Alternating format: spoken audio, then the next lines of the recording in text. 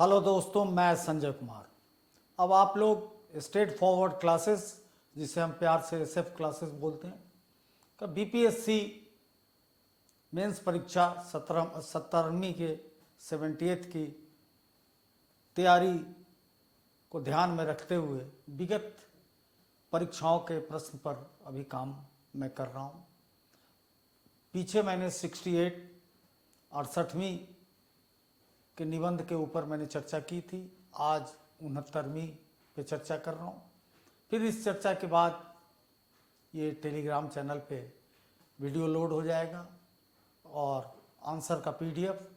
साथ में आपसे अनुरोध करूँगा कि जिन लोगों को टेलीग्राम पे दिक्कत हो वो हमारे ऑफिस में फ़ोन करके इसका फ्री पीडीएफ ले सकते हैं। अभी कोई पैसा नहीं है।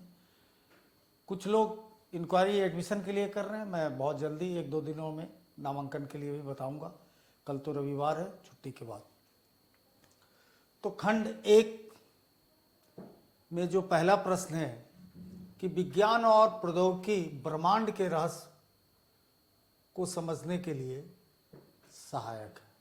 Science and technology are the helpful understanding to the mystery of universe. हम सब ब्रह्मांड के एक हिस्सा हैं।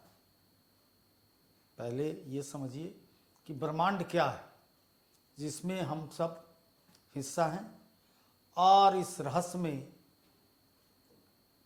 वो सारी चीज़ें आती हैं जो पृथ्वी से इतर है, यानी पृथ्वी से बाहर है। चाहे वो आकाश हो, जो कुछ भी अदृश्य है वो, चाहे पाताल हो, उस सारे चीज़ों को समावेशी रूप से अध्ययन करेंगे, इंक्लूसिव और इंटर मीडियरीज या इंटीग्रेटेड अप्रोच लेकर तब समझेंगे। अब इस क्वेश्चंस के 2 पार्ट हैं। पहला है विज्ञान की क्या भूमिका हो सकती है और प्रौद्योगिकी की क्या हो सकती है। तो ये सदैव याद रखें कि विज्ञान जो है, जो एक विशेष ज्ञान है, कैसे आता है। बड़ी सिंपल सी इसकी परिभाषा मैंने बनाई थी बहुत पहले कि मानव के दैनिक अवलोकन, जो डेली ऑब्जर्वेशन है, से प्राप्त और विविध मापदंडों पे परखा गया सत्य ज्ञान ही विज्ञान है, विशेष ज्ञान है। चूंकि अवलोकन से प्राप्त सभी ज्ञान विज्ञान नहीं हो सकता है जब तक कि उसकी सत्यता स्थापित ना हो जाए। बड़ा सिंपल से है, लेमन आम बोलचाल की भाषा में। वैसे तो विशेष लंबी लंबी परिभाषाएं हैं। तो विज्ञान एक बैकग्राउंड देता है, एक पृष्ठभूमि बनाता है जिस पर प्रौद्योगिकी चलती है। यानी प्रौद्योगिकी को आप मान के चलिए कि एक नाव है जो विज्ञान रूपी समुद्र पे फ्लोट करती है, तैरती है। अगर विज्ञान ना हो तो प्रौद्योगिकी का नवाचार, इनोवेशन या इन्वेंशन, आविष्कार या खोज नहीं की जा सकती है। विज्ञान ही वो सूत्र है जो प्रौद्योगिकी का निर्माण करता है। प्रौद्योगिकी विज्ञान का सदैव ऋणी रहेगा, लेकिन विज्ञान प्रौद्योगिकी का बहुत ऋणी नहीं हो सकता है, क्योंकि वो तो आग्रह करता है और वो जैसे ही प्रौद्योगिकी में जो होना चाहिए विज्ञान कल्पना करता है। और विज्ञान का पूरा संसार अमूर्तवाद से शुरू होता है और प्रौद्योगिकी में कुछ भी अमूर्त नहीं है, वो मूर्त है। वो देखता है, सारी चीज़ों का एक्यूरेट करता है। आखिर कल्पना किया होगा किसी ने, तब संसार को इतना सुंदर बनाने का सूत्र खोजा होगा, फार्मूला खोजा होगा, और फिर प्रौद्योगिकी उस पर चढ़ के बहुत आगे बढ़ी होगी। तो इस प्रश्न के 2 पहलू हो सकते हैं। एक तो यह है कि रहस्य को जानने में सहायक है, तो बिल्कुल सहायक है। लेकिन एक समस्या यहाँ ये खड़ा आपको करना है, एक डिबेट, कि इसके पक्ष में तो मजबूत तर्क हो, बड़ा नीरस विषय है ये, तो बहुत मजबूत तर्क, थोड़े आंकड़े भी हों, और विज्ञान है तो कहीं ना कहीं इसमें आपको दोनों को जब कनेक्ट करेंगे तो मूर्त कैटेगरी का निबंध बनाएं। लेकिन आंकड़ों से थोड़ा बचिए, थोड़ी रोमानियत इसमें भरनी होगी। और साथ साथ आपकी ये प्रशंसा या इसका विश्लेषण विवेचना करने में दूसरे पक्ष में जो थोड़ा प्रबल पक्ष नहीं होगा, प्रबल पक्ष इसके समर्थन में होगा, जो एक निर्मल तर्क आएगा कि आखिर इस रहस्य से मानव के अस्तित्व पे भी खतरा है। क्योंकि इतनी बड़ी प्रतिस्पर्धा बढ़ती जा रही है कि एक तरफ जो धनी देश हैं वो खासकर अमेरिका, और आप सब वाकिफ होंगे एलन मास्क से और जान रहे हैं कि अंतरिक्ष में भूमि का बिक्री शुरू हो चुकी है और बहुत बड़ा एक कॉलोनाइजेशन शुरू होगा, उपनिवेशीकरण ब्रह्मांड का शुरू होगा। संसाधनों पे मारामारी है, जिसके पास संसाधन खोजने की क्षमता है वो नित्य नए संसाधन को खोज रहा है, अति दोहन उसका कर रहा है और बेहाये की तरह उससे हाथ भी खींच रहा है। इतना बड़ा ट्रंप साहब आए, बड़ी दुनिया में खुशी मनी, लेकिन उन्होंने कहा कि क्लाइमेट जलवायु परिवर्तन संधि से मैं अपने स्टेक को, यानी जो मेरी अंशदारी, हिस्सेदारी, भागीदारी है उसको मैं विड्रॉ करूंगा। तो अब वो विड्रॉ करना ही हम लोगों के लिए आफत है। तो उस पर उसका श्याम पक्ष है, बहुत हल्के से चर्चा करना है कि इसके सबल पक्ष, निर्बल पक्ष दोनों, और कंक्लूजन तो यही निकलेगा कि बगैर विज्ञान और प्रौद्योगिकी के इतना बड़ा रहस्य जो जितना हम जान गए हैं, जो बहुत कम है, जो भी उसकी स्थिति है ब्रह्मांड की, उसका अभी नागन्य भाग पे बहुत कम चीज़ों को हम जान पाए हैं।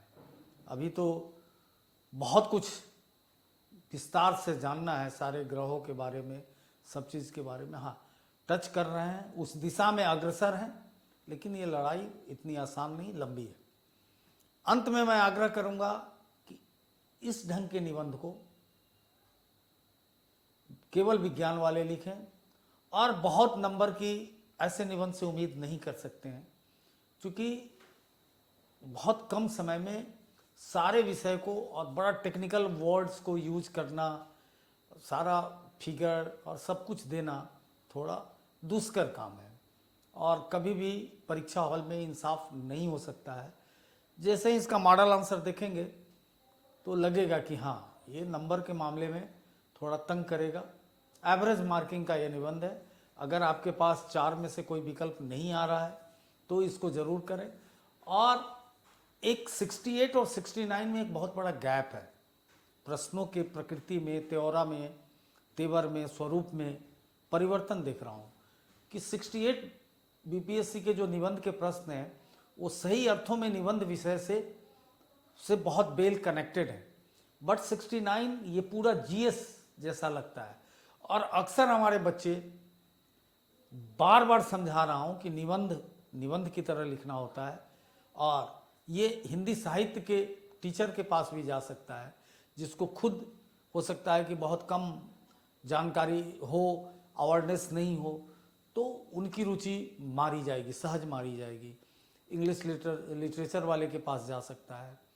जनरली निबंध के पर्चे लिटरेचर के हिस्से में ही है, तो थोड़ा हानि हो सकती है। वो केवल भाषा शुद्धता ये सब देखते हैं ज़्यादा।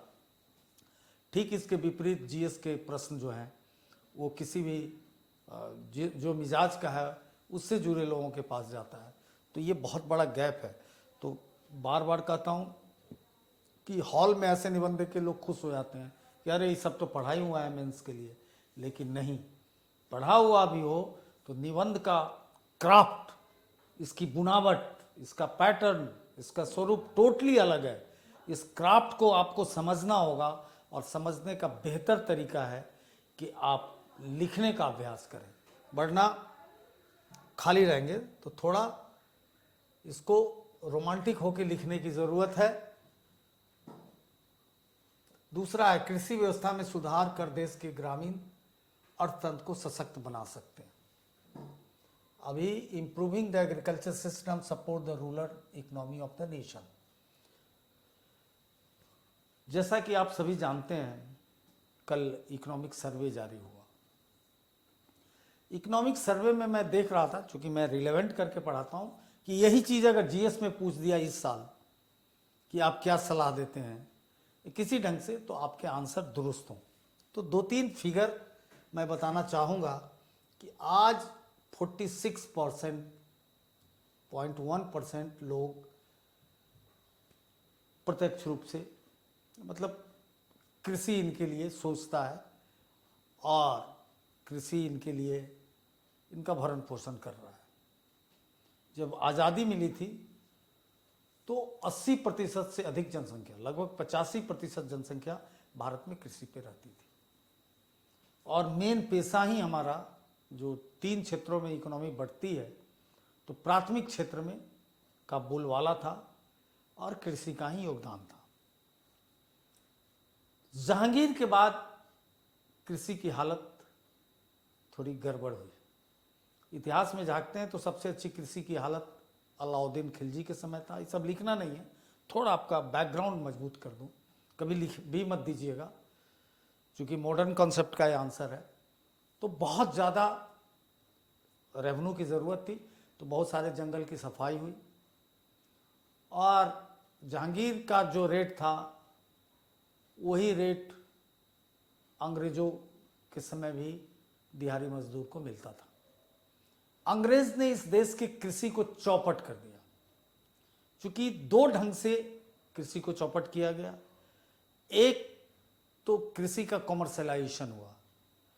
आज भी कृषि की कॉमर्शलाइजेशन की बात हो रही है। आज बजट में चर्चा हुई कि जैसे 3 दाल के ऊपर 6 साल के लिए फोकस किया जाएगा, अरहर, मसूर, उड़द।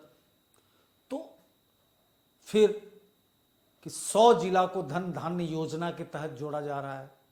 अभी प्रोजेक्ट होगा कि जहां उत्पादकता कम है उन जिलों के उन कारणों का अध्ययन किया जाएगा कि यहाँ क्या इन्वेस्टमेंट की ज़रूरत है, क्यों ऐसा हो रहा है। तो अल्टीमेटली अभी भी कॉमर्शियलाइजेशन ऑफ एग्रीकल्चर की बात होती है, क्योंकि कृषि से एक नया उद्योग जुड़ा हुआ है, जिस उद्योग को हम कहते हैं कि फूड प्रोसेसिंग उद्योग। तो फूड प्रोसेसिंग उद्योग के लिए कृषि और उसके बीच चोली दामन का संबंध है। तो कहीं ना कहीं व्यवसायीकरण होगा, लेकिन वो कैश क्रॉप में कन्वर्ट करेगा और प्रत्यक्ष रूप से किसानों को उसका पैसा मिलेगा। लेकिन जो अंग्रेज ने कॉमर्शियलाइजेशन किया, वो क्या किया कि अंग्रेज ने अपने हित के लिए जो ब्रिटिश ईस्ट इंडिया कंपनी के इंडस्ट्री के लिए काम आए, उस पर्सत से लोगों से जबरदस्ती कहीं नील की खेती करवाया, पटसन करवाया। तो अपनी इंडस्ट्री की भूख को मेटने के लिए यहां कच्चे माल का बाजार बनाया। जब देश आज़ादी मिली तो सहर्षी कृषि और ग्रामीण अर्थव्यवस्था को गांधी जी के हवाले किया गया, मतलब गांधीयन मॉडल की बात की गई। लेकिन बहुत जल्दी देखा गया 10 वर्षों के अंदर कि यहाँ फूड क्राइसिस फिर से बुरे हालत में हो रहा है। क्योंकि पीछे जो अकाल पड़ता था, अंग्रेजों के ज़माने में खूब अकाल पड़ता था, उसका मेन रीज़न था अंग्रेज के कराधान टैक्सेशन पॉलिसी का गलत होना, और संग संग कृषि के लिए उनका कोई ओरिएंटेशन नहीं था। वो तो सनसेट रूल लगा हुआ था कि शाम के 5 बजे कलकत्ता में ज़मीन नीलाम हो जाएगा, लगान ना मिला तो। बहुत हाई लगान था, कोई उस पर सोचने वाला नहीं था। तो नेहरूवियन इकोनॉमी ने इस चीज़ को समझ लिया और नेहरू जी ने अपने जीवन के आखिरी जो बेहतरीन निर्णय लिए उसमें से एक था ग्रीन रिवॉल्यूशन की शुरुआत करवाना। तृतीय पंचवर्षीय योजना, चूंकि पहली पंचवर्षीय योजना थी, कृषि पर भी थी, लेकिन वो उस योजना को सबसे ज़्यादा भटकाव का सामना करना पड़ा। इतना ज़्यादा देश के विभाजन के बाद देश पे प्रेशर हुआ, जनसंख्या का, पाकिस्तान से आना, रिहेबिलिटेशन, तमाम चीज़ें, छोटी इकोनॉमी थी और शहरीकरण बढ़ गया। तो उसको, उस बेरोजगारी का अवशोषण करने के लिए, उसको एब्जॉर्ब करने के लिए नेहरू ने इंडस्ट्रियलाइजेशन को समझा कि इंडस्ट्री में ही वो दम है कि भूख को मिटा सकता है। चूंकि इंडस्ट्रियल रिवोल्यूशन के परिणाम को हम सब देख रहे थे कि उसी के बदौलत जापान, जर्मनी, ब्रिटेन इतना तहलका मचाए हुए था, हमारे यहाँ इंडस्ट्रियलाइजेशन हुआ नहीं। और कंप्लीट 3 फेज इंडस्ट्रियल रिवोल्यूशन के निकल गए थे। तृतीय चरण 1950 से शुरू होता है उत्तर आधुनिक में, चौथा चरण में अभी हम हैं, शुरुआत है अभी। तो एक साथ तीनों चरण को उन्होंने अंतर्राष्ट्रीय सहयोग से, यानी अच्छे आदमी तैयार हो, अच्छे स्किल आदमी तैयार हो, आईआईटी, उन्होंने, पैसा नहीं था तो चूंकि इतना बड़ा कद था कि लोगों से आग्रह करके, विदेश के लोगों से, बड़ी लंबी एक चिट्ठी, इधर मुझे कैनेडी के साथ नेहरू का मिला पढ़ने को, तो उसने आईएम की बात की और सब जगह उन्होंने कहा कि इंस्टीट्यूशन बनाया जाए, आईआईटी बना, सब चंदे से बना, कहीं भी किसी से उधार पैसा लेके नहीं बनाया गया। उसके बाद सेल बना, स्टील अथॉरिटी ऑफ इंडिया, जिसके माध्यम से जो अलग अलग, ब्रिटेन ने दुर्गापुर दिया, जर्मनी ने भिलाई दिया और बोकारो जो हमारे झारखंड में है, रूस ने दिया। तो सबके सहयोग से चीज़ें चली। कृषि के लिए इंडियन एग्रीकल्चर रिसर्च इंस्टीट्यूट बना दिल्ली में, जो लॉर्ड कर्जन के समय 1905 में, वो पूसा में था, बिहार में ही, जो अब केंद्रीय विश्वविद्यालय बन गया है। बाढ़ आया था, उसको दिल्ली ट्रांसफर कर दिया, वहाँ बनाया गया। तो नेहरू जी ने तलाश की, उनको बहुत विद्वान व्यक्ति मिले जो अभी हाल में गुजरे हैं, MS Swaminathan, real father of Indian green revolution Swaminathan है, और एक अमेरिकन साइंटिस्ट बॉर्डलॉग, नॉर्मन बॉर्डलॉग। बॉर्डलॉग ने यही प्रयोग मैक्सिको में किया था और छोटे बौने किस्म के गेहूं का विकास हुआ दिल्ली में ही, सारा प्रयोग हुआ दिल्ली में ही, नहर के किनारे। जौनती एक गांव है बाहरी दिल्ली का, वहाँ उन्होंने इस चीज़ को करके दिखाया। तब तक नेहरू जी, चाइना का 61 में चालू हुआ और नेहरू जी चाइना वार के बाद बहुत सॉफ्ट हो गए, क्योंकि उन्होंने व्यक्तिगत मदद चाइना की मात्सुतुंग की थी, पैसा तक दिया था, डॉक्टर भेजा था सेकेंड वर्ल्ड वॉर के बीच, और उसमें अपने साले को भेजा था। तो डॉक्टर अटल के नेतृत्व में लखनऊ से, और सब महाराष्ट्र के 4-5 थे। खैर जो बात हुई, बाद में शास्त्री जी आए, उनके समय परिणाम आने लगा और कृषि एक नए शेप ली। लेकिन रीजनल, क्षेत्रीय असंतुलन उससे बढ़ा। चूंकि कृषि का बैकग्राउंड नेहरू जी डे 1 से तैयार कर रहे थे, बड़े बड़े डैम बनाना एग्रीकल्चर सिस्टम के लिए आज वो वरदान है। जैसे जहाँ जहाँ बड़े डैम बन गए, जैसे भाखड़ा नंगल डैम बना, अपने यहाँ डीवीसी बना, दामोदर वैली कॉरपोरेशन, रिहंद बना उत्तर प्रदेश में, तो उसको मॉडर्न टेम्पल कहते थे। तो वो बेस था खाद्यान्न को, संकट को दूर करने के लिए उन्होंने, और अमेरिका दादागिरी दिखाने लगा PL 48 के तहत। तो इस तरह से सेप अप किया गया। तो टाइम टू टाइम कृषि पे बात हुई है, बहुत संक्षिप्त में मैंने लिख दिया है 50-60 शब्द में कि क्या हुआ। लेकिन आज भी इसको अगर ठीक करते हैं तो ग्रामीण अर्थतंत्र सुधरेगा। कैसे सुधरेगा कि मात्र आज जीडीपी का 16% कंट्रीब्यूशन है, अभी का इकोनॉमिक सर्वे आज का है उसके। वर्ल्ड में हमें बहुत बड़ा फूड प्रोड्यूसर कंट्री माना जाता है, और उम्मीद भी दुनिया करती है कि फूड प्रोडक्शन के लिए चलो इंडिया तो है। उसमें भी मात्र 11% हमारा योगदान है, 11 समथिंग होगा। तो ये योगदान अगर बढ़ता है तो हमारा क्या बढ़ेगा, जीडीपी बढ़ता है। जब 46% है तो 25 से अगर ऊपर जीडीपी होता है तो ग्रामीण अर्थतंत्र ऐसे ही मजबूत हो जाएगा। इसको बढ़ाने के लिए क्या करना होगा, तो कृषि की जो सबसे बड़ी समस्या थी अर्ली डेज में, वो इंस्टीट्यूशनल प्रॉब्लम थी, संस्थागत समस्या थी। यानी भू सुधार हुआ नहीं। अंग्रेज की पॉलिसी जमींदारी, महलवारी और रैयतवारी, तो उसमें यूनिफॉर्म एक जैसा करने के लिए जमींदारी रिवॉल्यूशन एक्ट लाया गया सब जगह। चूंकि राज्य का विषय है, बहुत जगह सबसे पहले लाया गया जम्मू एंड कश्मीर में। शेख अब्दुल्ला ने बहुत शानदार भू रिफॉर्म उसका माना जाता है। बंगाल में आया, बिहार में लचर फचर हो गया, बहुत कायदे का नहीं हुआ, यूपी में भी कायदे का नहीं हुआ, लेकिन हुआ सब जगह लैंड रिफॉर्म हुआ। तो वो, लेकिन चूंकि लैंड होल्डिंग यानी एक व्यक्ति जितना लैंड रखता है, वो बड़े भूखंड की बड़ी समस्या है। इन सब कारणों से जहाँ ग्रेन रिवॉल्यूशन हुआ, जिसमें पंजाब, हरियाणा और पश्चिम उत्तर प्रदेश, मेरठ से आगरा तक का बेल्ट जो है वो, और राजस्थान का श्री गंगानगर, इन सब जगहों पे, आंध्रा का करीमनगर, तो यहाँ गेहूं का, कनक का, यहाँ इस इलाके में गेहूं को कनक, गोल्ड का दर्जा है कनक का, बहुत अच्छा पैदावार हो गया।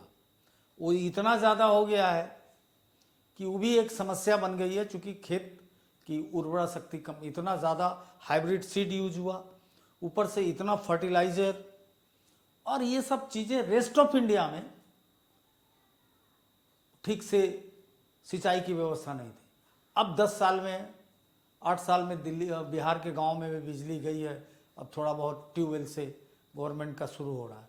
और कहाँ 75 साल पहले, 70 साल पहले यहाँ बड़े बड़े डैम बन गए और सब हुआ। तो जो विसंगतियाँ थी उसको भी दूर किया जाएगा, तो दूर किया जाए तो क्या होगा कि इस सेक्टर का उत्थान होगा। दूसरी बात कि वक्त बदल चुका है, आज भी कॉमर्शियलाइजेशन ऑफ एग्रीकल्चर, वाणिज्यिकीकरण करने की ज़रूरत है। बहुत अच्छा प्रोग्राम चला यूपी में कि पर जिला एक उत्पाद, अच्छा इसका रिस्पॉन्स रहा। तो इस ढंग से मिलते जुलते प्रोग्राम, और जैसे धन धान्य योजना जैसे चीज़ों को प्रश्रय दिया जाए, और जो भी प्रशिक्षण दिया जाए लोगों को। कृषि में इक्विपमेंट की बहुत कमी है। एक बहुत बड़ा रिपोर्ट कृषि पे आया कि आज भी, अब इधर 5-7 साल से बंद हो गया है कि 6 इंची के हल से ही खेती की जाती है। जब मवेशी बेचते हम, लेकिन अब ट्रैक्टर से खेती चालू हुई है। लेकिन अभी भी सब किसान के पास वो सुविधा नहीं है, उसके रेंट ज़्यादा है, पूंजी नहीं है, पूंजी की रिकवरी नहीं है।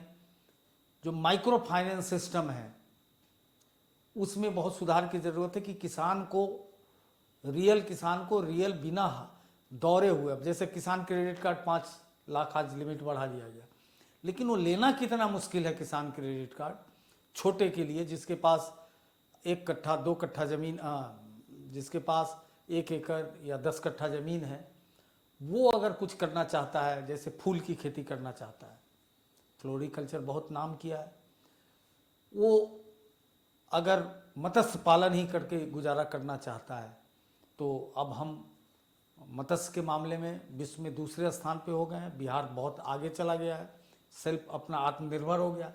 अब मत्स्य पालन के साथ वो बहुत सारे काम कर सकता है। उसके लिए पूंजी चाहिए, उसके लिए उसको बहुत सारे टेक्निक चाहिए, बहुत अच्छे क्वालिटी का उसको जीरा चाहिए, मछली का बीज चाहिए जो बहुत जल्दी अच्छे मात्रा का प्रोटीन भी हो, बहुत जल्दी ग्रोथ करे, उसके साथ वो पोल्ट्री कर सके, गोटरी कर सके, उसके लिए भी ऐसा हो कि रोग प्रतिरोधक चीज़ें हों।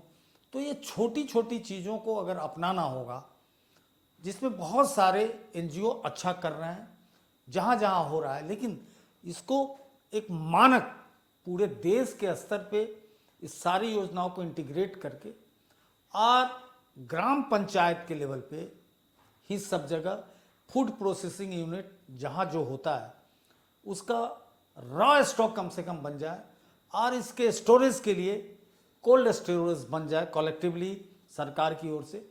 और जहाँ जो चीज़ ज़्यादा होता है तो ऐसा फूड प्रोसेसिंग बने कि किसान के चीज़ों को कन्वर्ट कर दे कच्चे माल में, मतलब प्रिपेयर्ड माल, यानी आटा ही पीस दे, आटा भेज दे। टमाटर है तो सारे टमाटर को अच्छे से पूरी बना के उसके, और उसको प्रिजर्व करके टिनिंग कर दे और देश विदेश में बेचे।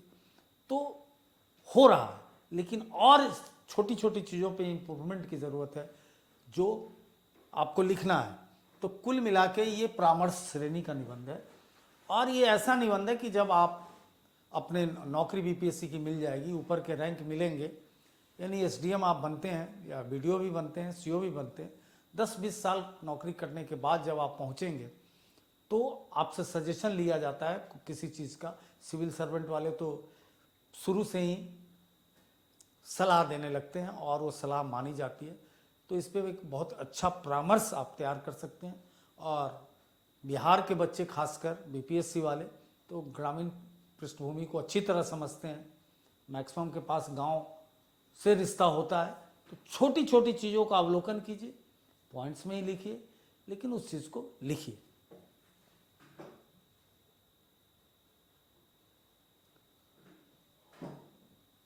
तीसरा है काले धन की अर्थव्यवस्था, अपराध और भ्रष्टाचार का प्रमुख कारण है। ये सारा जीएस कुछ साइट का है, लेकिन बचना है जीएस से, अपनी बात को कहना है। अब देखिए, काला धन पे 3 मुख्य स्टडी को हम लोग मानते हैं। एक केन्स का है। केन्स एक ऐसा अर्थशास्त्री हुआ जो दुनिया, पोस्ट मॉडर्न दुनिया का अर्थशास्त्र का सबसे बड़ा दिशा देने वाला लीडर हुआ। जब 1929 में अमेरिका में ग्रेट डिप्रेशन हुआ, यानी आर्थिक भयंकर दबाव हुआ, तंगी आई, तो केन्स ने उस तंगी से, बदहाली से निकाला था। तो केन्स का मानना है कि जो धन सिस्टम के सर्कुलेशन में नहीं है, यानी सिस्टम, मॉनेटरी सिस्टम, मौद्रिक प्रणाली, यानी टैक्स से बाहर है, बैंक से बाहर है, किसी व्यक्ति के मनमौजी पे है, उसका कोई लेखा जोखा नहीं है, वो कहीं ना कहीं राजकोषीय घाटा को बढ़ाने का काम करता है। और जो वेलफेयर राज्य का पहला कर्तव्य है, उसके लिए धन की कमी होती है और वेलफेयर नहीं होता है। ये इसका सबसे बड़ा डिमेरिट है। और इसके बाय प्रोडक्ट के रूप में, उप उत्पाद के रूप में क्या बन जाता है? तो अपराध और भ्रष्टाचार, ये दोनों 2 चीजें।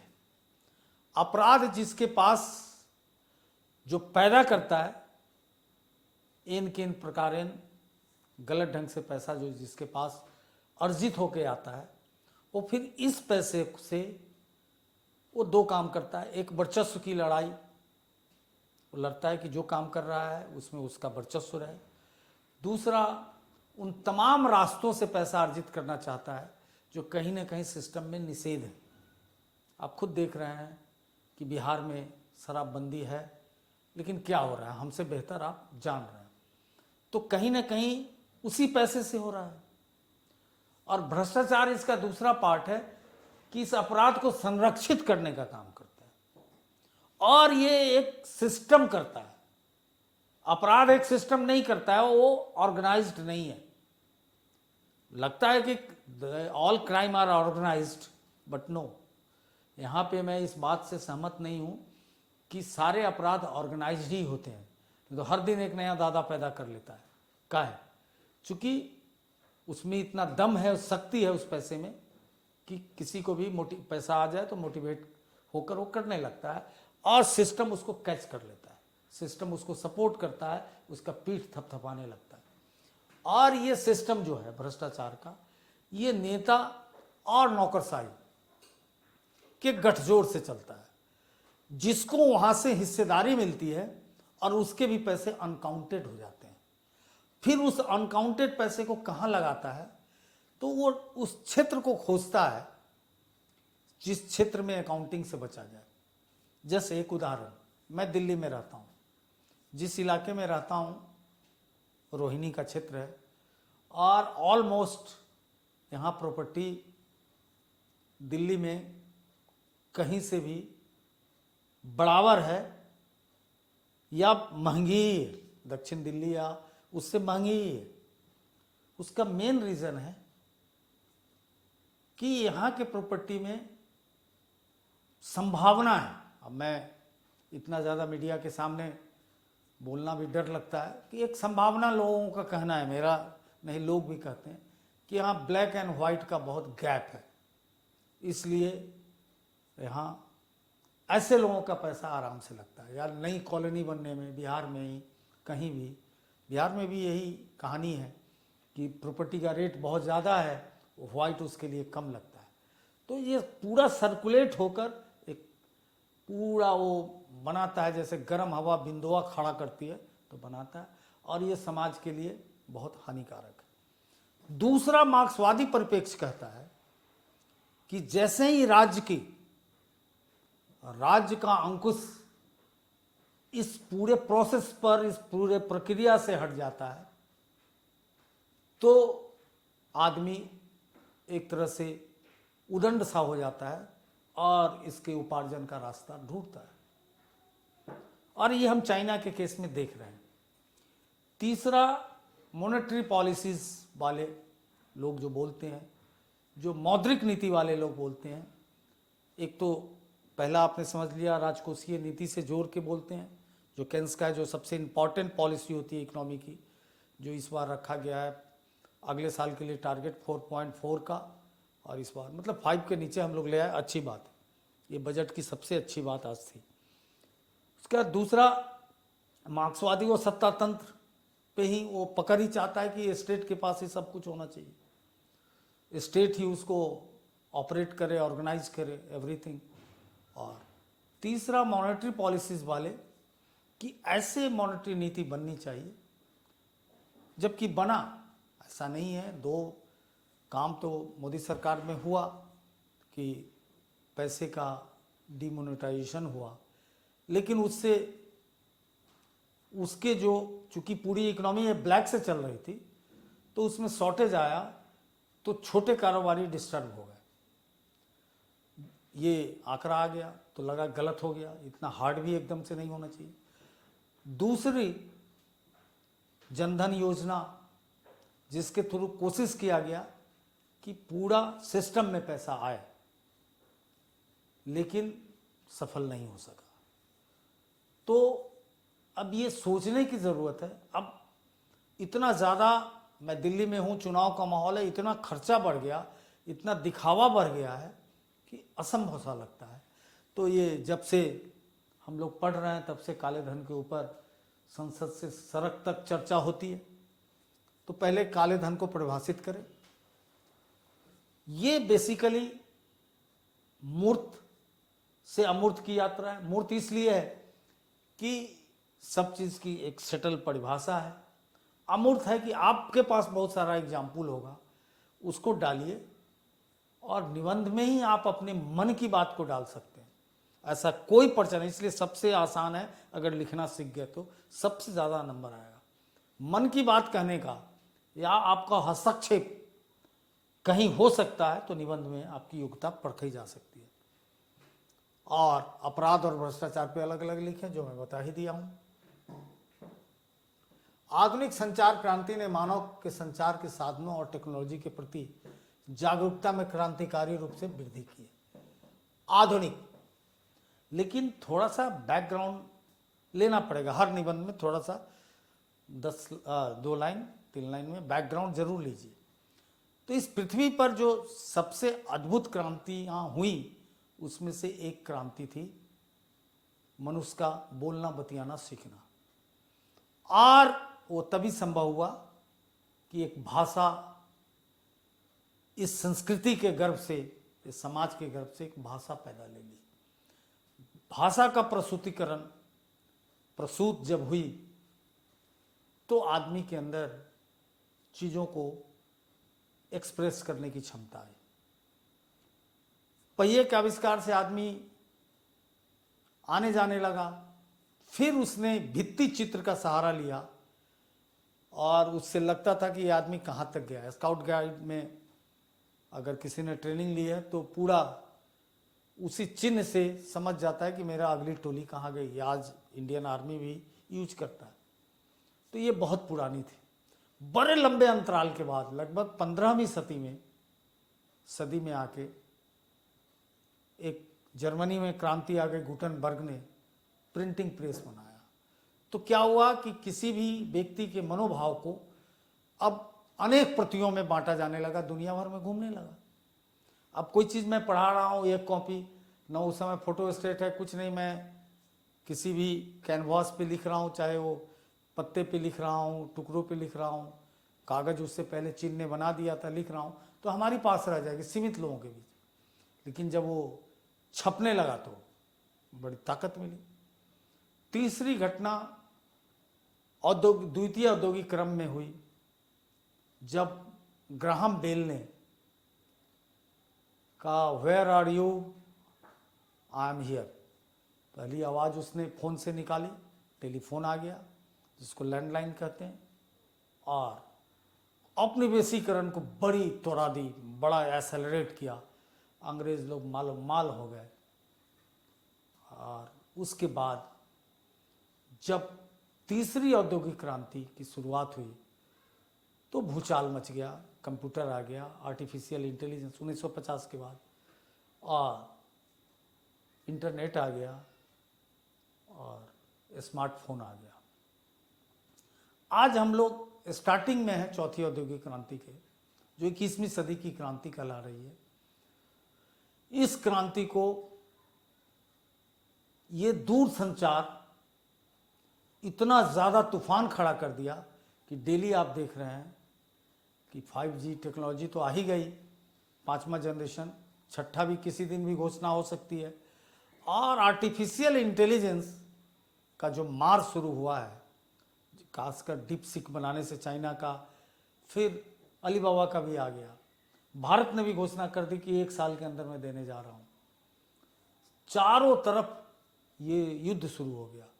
तो अब सवाल है कि आधुनिक संचार क्रांति कहाँ से मानेंगे।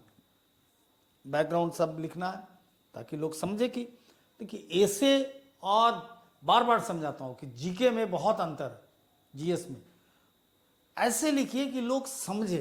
पहली बार वो अगर उस चीज़ को पढ़ रहा हो तो कह रहा वाह क्या लिखा है बेटा, ऐसे होना चाहिए। उसमें स्लोप बनता है, धीरे धीरे नीचे उतारिए तो 2 लाइन 3 लाइन लगता है तो लगता है कि हाँ ये पूरा कनेक्ट कर रहा है। और 1950 से अभी तक की बात का एक ढांचा बनाइए। अभी तक की बातों का हस्तक्षेप वर्तमान चीज़ों का 2/3 होना चाहिए, 1/3 में उन चीज़ों को खसेटिए। उसके बाद कभी नहीं भूलिए कि इसकी आलोचना करना। ये जीके का क्वेश्चन नहीं है। अंत में छोटा पक्ष रखिए कि इसने एक तरह से क्या क्या नुकसान पहुंचाया है। कैसे डीप फेक जैसी चीज़ कि कोई किसी का कपड़ा पहन के कुछ कह के कुछ भी बोलवा सकता है, वो तो एक दिन इतना बड़ा झमेला खड़ा करेगा डीप फेक कि पता चला कि वो कोई बहुत बड़ा आदमी बोल रहा है, वो है नहीं, और बहुत बहुत डर लगता है। और इतना ज़्यादा इसका मिसयूज हो गया कि र्यूमर पूरा यूट्यूब भरा रहता है, क्या जाने क्या लोग कह के चले जाते हैं, बड़ा दुख होता है। तो इसका मिसयूज जो है वो कहीं ना कहीं इस जागरूकता में जहर घोलने का भी काम कर रहा है। जहर घोलने का, बताइए कि ट्रेन में 10 दिन पहले बिहारी सब आ रहे थे और महाराष्ट्र में पुणे के पास जो हुआ, कैसे अब्बा फल गया, आग लग गया, कूद गए लोग। तो बहुत दोधारी तलवार है ये, तो इसकी आलोचना जरूर करेंगे। यानी इससे जो परिवर्तन हुआ है और परिणाम, और ये बिल्कुल मूर्त श्रेणी का है, क्योंकि हर डेवलपमेंट को आप खोल रहे हैं। बार बार समझाता हूँ, मूर्त अमूर्त का मतलब है, अमूर्त टोटली आपके कल्पना पे है, और मूर्त जिसमें फैक्ट्स का राज चल रहा हो। फैक्ट के बिना आप केवल कल्पना पे नहीं चल सकते हैं। तो ये मूर्त श्रेणी का है। ढंग से लिखेंगे तो अच्छा नंबर देगा ये निबंध, और अगर बैकग्राउंड और ये सब नहीं दिए तो गए। अब है महिला सशक्तिकरण का वर्तमान स्थिति राजनीतिक सशक्तिकरण के परिप्रेक्ष्य में। अब इसमें कहानी कथा मत लिखिए, केवल पॉलिटिकल, केवल राजनीतिक इंपावरमेंट क्या हुआ है। बहुत बड़ी घटना हुई 2024 में, जब नया संसद बना तो 1.6 शायद संविधान संशोधन पास किया गया, और बड़ा लंबित एक मामला था कि महिलाओं को आरक्षण दिया जाए 33%। हालांकि बहुत पहले 74 में संविधान संशोधन और लोकल सेल्फ गवर्नमेंट को लेके हुआ था, 73-74, उसमें पंचायती राज व्यवस्था को जो पुनर्गठित किया गया था उसमें 33% दे दिया गया था। वो भी पॉलिटिकल कॉन्शसनेस है। और बिहार ने तो बहुत आगे बढ़ के काम किया, 50% दिया।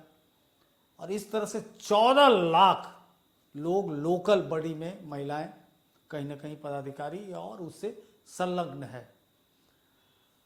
अब महिला सशक्तिकरण जब पार्लियामेंट में पास हुआ तो ये तय हुआ कि पेंडेमिक के चलते जनगणना नहीं हुई थी, 26 में होगी और अगला 29 में जो चुनाव होगा इसको लागू कर दिया जाएगा। तो एक बहुत बड़ी बात हो गई।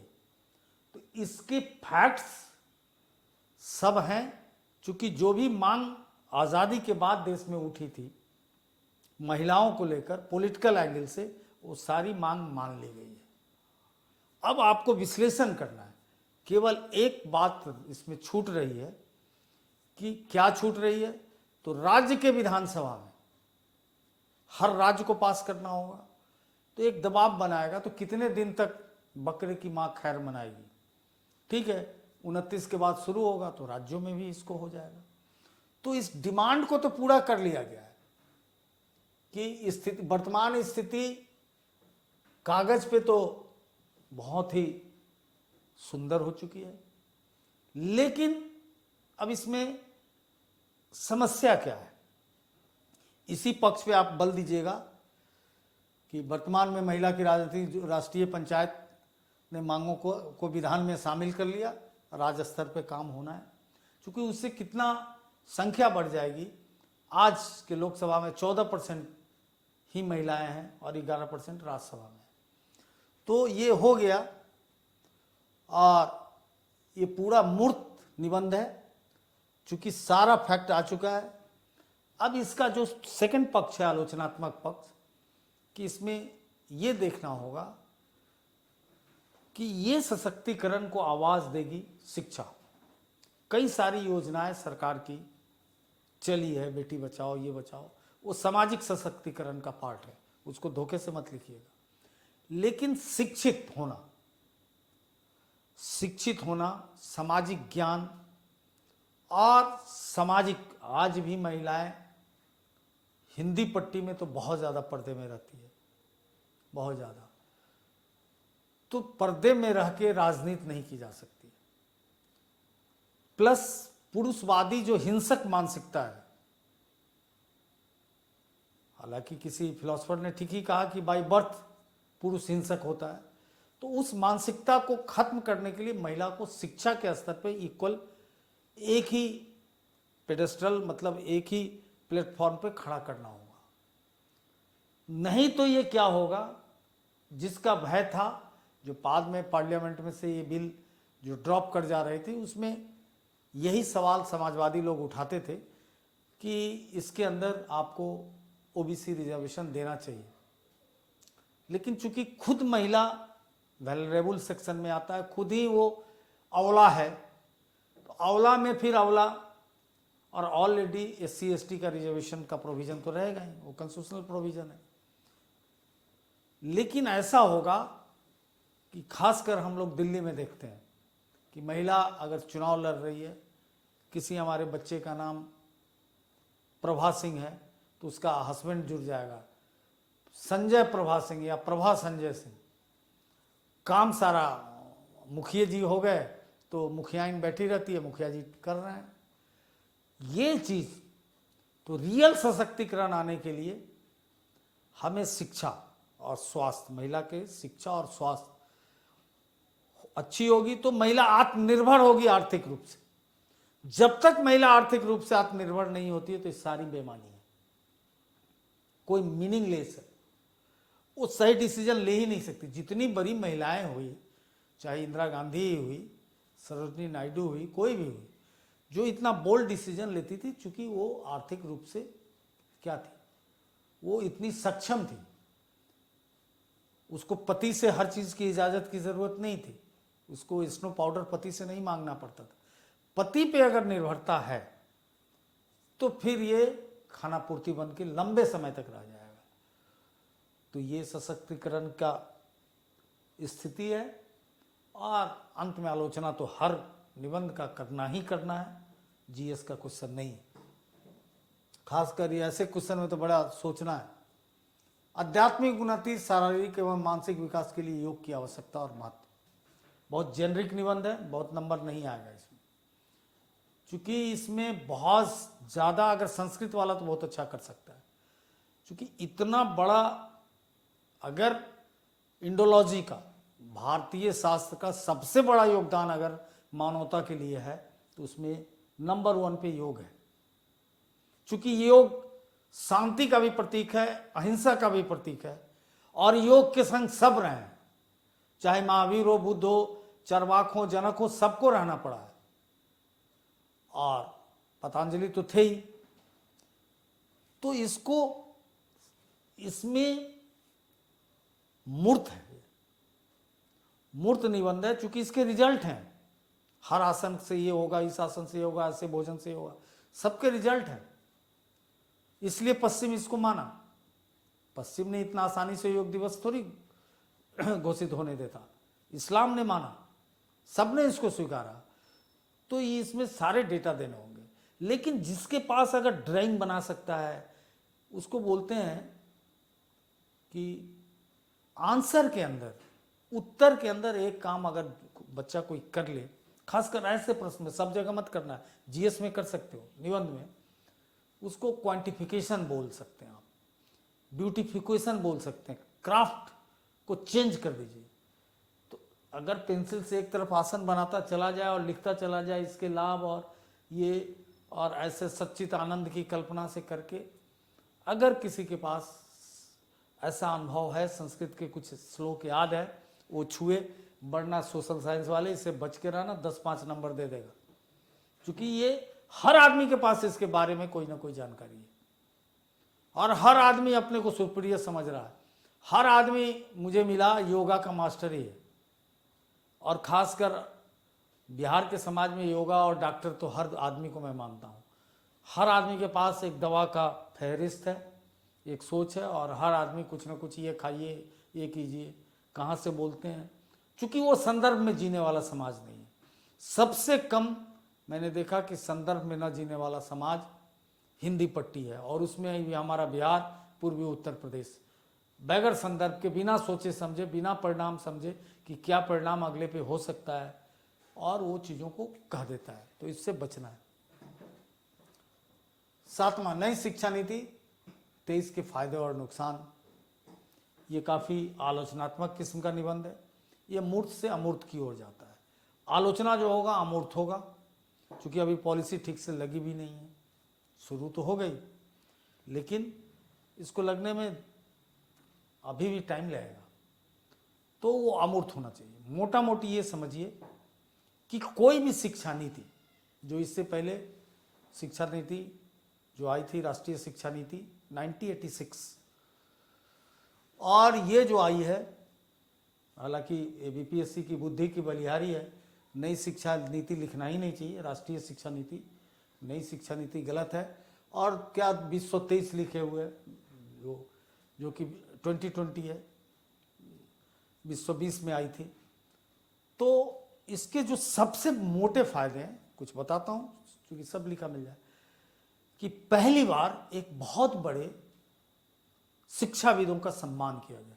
विश्व के सारे शिक्षाविद, एजुकेशन साइकोलॉजिस्ट, मनोवैज्ञानिक जो हैं शिक्षक, वो मानते थे कि बच्चे का 85%, 85% मस्तिष्क 5 साल की उम्र में ही विकसित हो जाता है। तो 15% का पूरा खेला है जीवन। जीवन मतलब पूरी शिक्षा, पूरी शिक्षा मतलब उसके बाद 12-13 साल की शिक्षा। तो एड ऑन नॉलेज होता रहता है, और उसी एक्सपीरियंस के लिए शिक्षा चलती है। तो 5 साल के बच्चों को देखकर पहले हमारे लोग बता देते थे, ऋषि मुनि, कि इसका भविष्य क्या है। 5 साल में ही अर्जुन को समझ लिए थे द्रोणाचार्य। कम से कम द्रोणाचार्य के पास दर्जनों शिष्य थे, लेकिन अर्जुन को समझ गए थे। तो सबसे उस चीज को सरकार ने अपने में शामिल कर लिया, अपने कंधे पे ढोने का, कि 3 साल से 6 साल तक, छठी में वो पहली में जाएगा, बिफोर डेट उसकी शिक्षा की पूरी व्यवस्था सरकार करेगी। और इसके लिए कई मॉडल बनाए गए, जैसे प्रधानमंत्री स्कूल योजना जो है, ग्राम श्री योजना, वो कई जगह जोड़ दिया गया है। यानी सेंट्रल स्कूल, नवोदय सब में शुरू करवाया गया, अलग कैंपस होगा, अलग व्यवस्था होगा।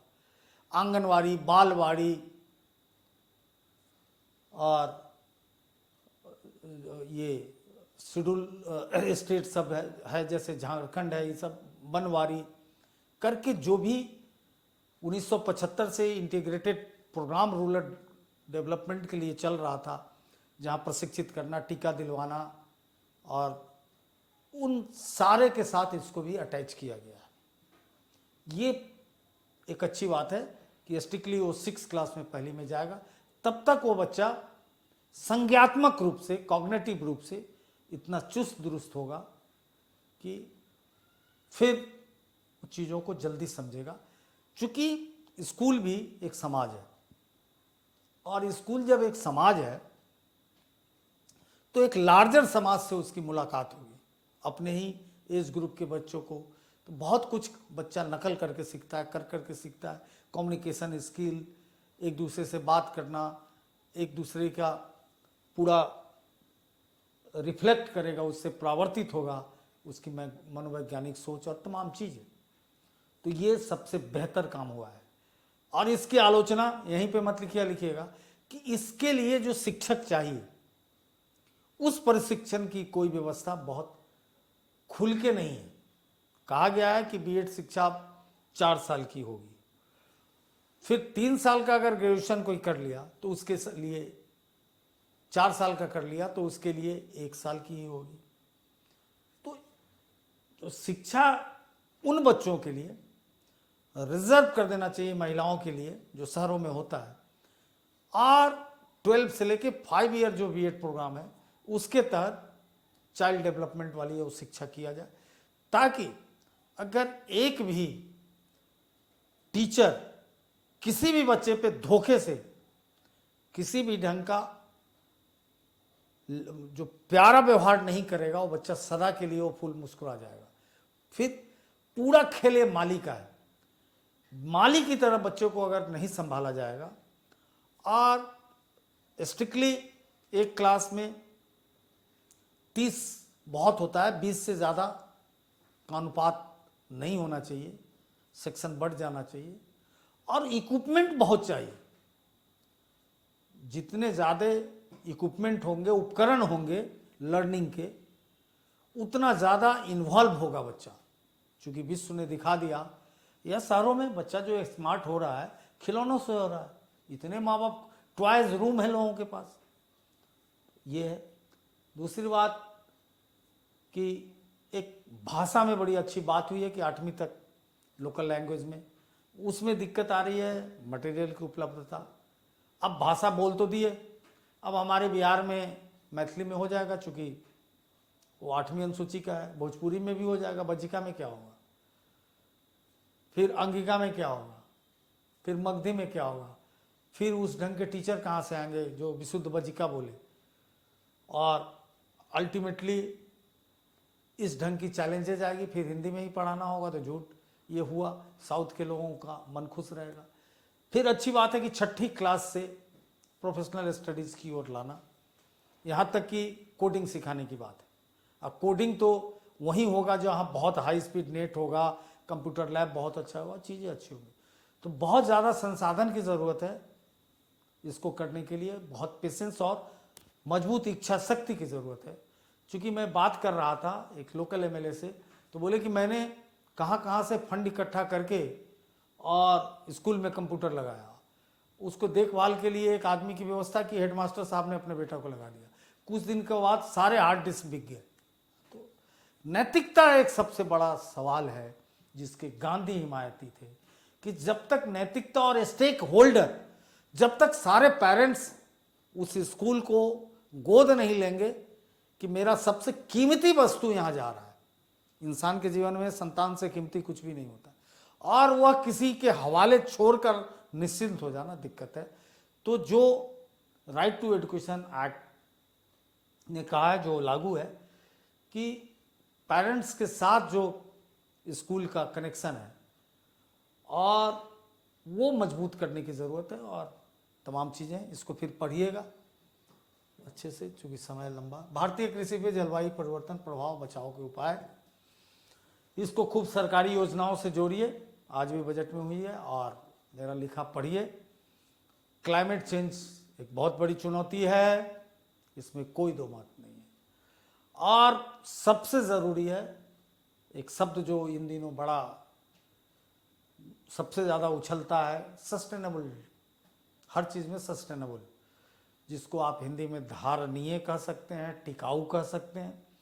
तो कोई भी चीज़ टिकाऊ मोड पे जब तक नहीं होगा, तो जलवायु परिवर्तन तो मानव के लिए ही सबसे बड़ी समस्या है, तो कृषि का क्या हाल होगा। तो जय हिंद। आंसर लिखिए, अच्छा लगे तो इसको शेयर कीजिए, लाइक कीजिए, और एडमिशन का घोषणा करूंगा। बहुत कम इंक्वायरी आई है, थोड़ा और बढ़ाइए, थोड़ा और मदद कीजिए, फिर और चीज़ों पे बात करेंगे। फिर मंडे को बात होगी, कल संडे है। जय हिंद।